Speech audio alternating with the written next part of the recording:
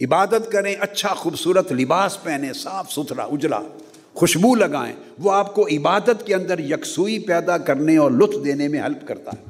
فرمایا نیک صحبت تمہیں نیک بناتی ہے۔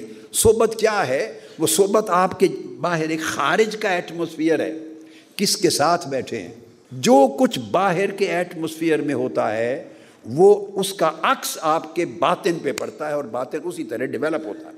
یہی رزق حرام ہے۔ اب رزق حرام ہو یا رزق حلال تو ہے تو بریانی ہی نا، اور روٹی ہے، اور وہی گوشت کڑھائی ہے، اور چکن کڑھائی ہے، اور وہ زردہ ہے۔ جو کچھ بھی کھائیں پئیں، مشروب پئیں، حلال چیز کھا پی رہے ہیں۔ میں حرام شراب کی بات نہیں کر رہا، گندم کی۔ آپ جو کچھ کھانا کھاتے ہیں وہی پکتا ہے، اسی خاتون نے پکایا، وہی کچن ہے آپ کا، وہی آگ تھی، وہی پروسیس ہے، انہی ڈونگوں میں پلیٹوں میں آپ نے کھا لیا۔ ایک سے نور پیدا ہو رہا ہے، ایک سے اندھیرا پیدا ہو رہا ہے۔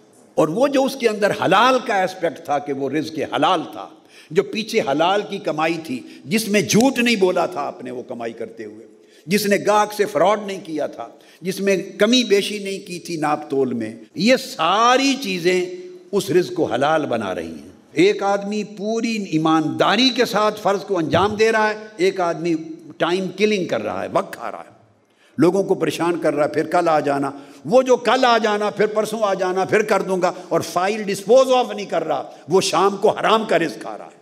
اب یہ رزق حرام سے جو اس پیسے سے جو کھانا کھاتے ہیں، جو لباس پہنتے ہیں، جو مشروب پیتے ہیں، وہ اندر اندھیرا پیدا کرتا ہے۔ اندر کی تاریکی ہے وہ باہر بھی بندے کو تاریک کر دیتی۔ حلال اور حرام کا فلسفہ بھی دراصل خارج کے ماحول سے آ رہا ہے۔ آپ کسی نیک شخص کی صحبت میں بیٹھتے ہیں بیٹے، اور ایک برے شخص کی صحبت میں بیٹھتے ہیں، تو صحبت خارج میں ہے، آپ کا باہر کا ماحول ہے، مگر وہ آپ پر اثرات کرتی ہے۔ آپ کچے ہیں، ابھی نوجوانی کی عمر ہے، آپ پختہ نہیں ہیں، آپ اتنے طاقتور نہیں کہ آپ کے ساتھ ایک برے کو بٹھا دیں تو آپ اسے اچھا کر دیں۔ برے کو اچھا کرنے کے لیے خود بڑا طاقتور اچھا ہونا چاہیے ہوتا ہے۔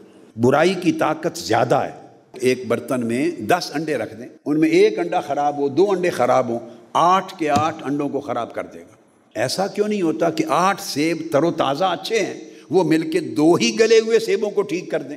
اسی طرح ہے، آپ سب صحت مند بیٹھے ہیں، آپ کے ساتھ ایک نزلے زکام کا مارا ہوا انفیکشن کا لڑکا بٹھا دیتے ہیں، کھانس کے، کل آپ کو کھانسی شروع ہو جائے گی، جس کو انفیکشن ہے کھانسی ہو جائے گی کہ نہیں؟